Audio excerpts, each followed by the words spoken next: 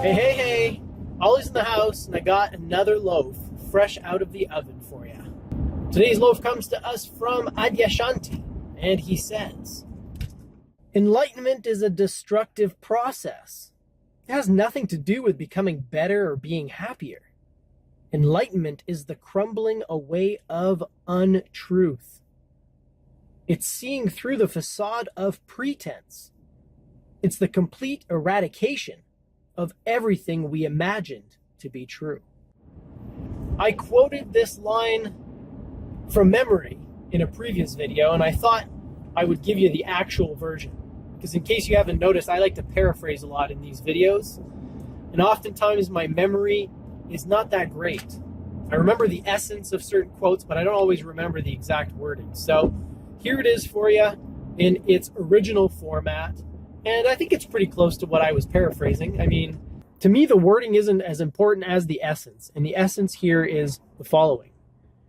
Enlightenment is not a process of improvement.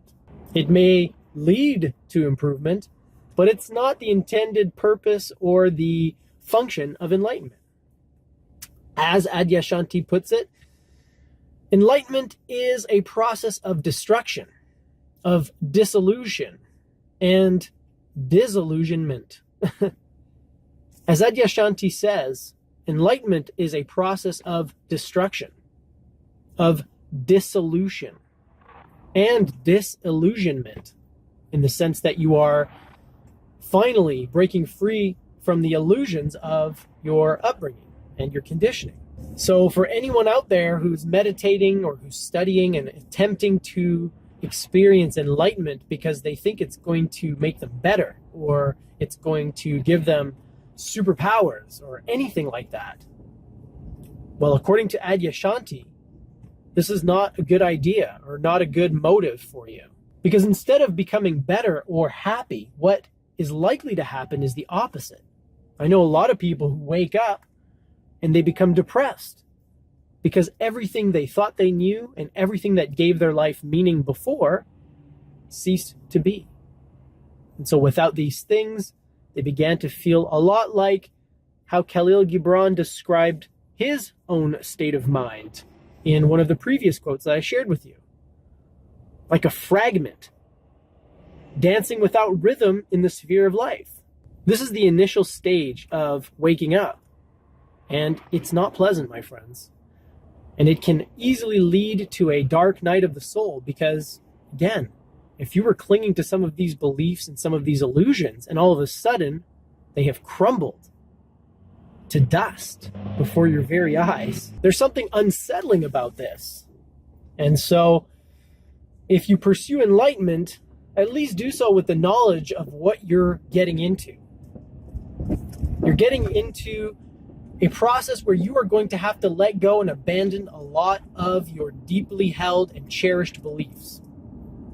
You're on a path that will lead you to alienation and solitude. Because, as I've said before, after you wake up, you could be at a dinner party with 40 people crowded in a single living room and still feel like the loneliest person on earth. So yes, please go within, meditate, study, contemplate, educate yourself, raise your consciousness, try to transcend your ego and master your mind, but do so with the knowledge that it will have unpleasant side effects. Now, if you ask me whether those side effects are worth it or not, I will say 100% yes, but that's just me.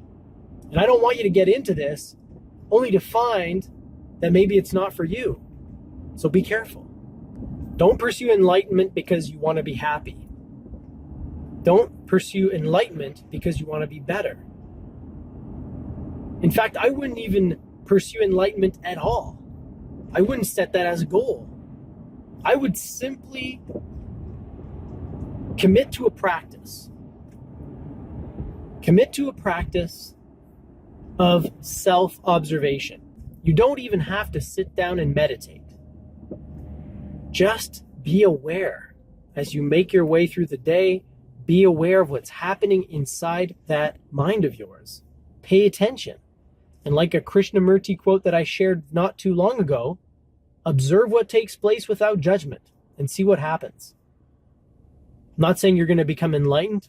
I'm not saying you're not going to become enlightened. I'm saying that's irrelevant. Don't set that as your goal, because who knows? You might get what you want and it might not be what you expected. I think I've said all I have to say about this one. So with that, I will say goodbye to you, and don't forget to live well.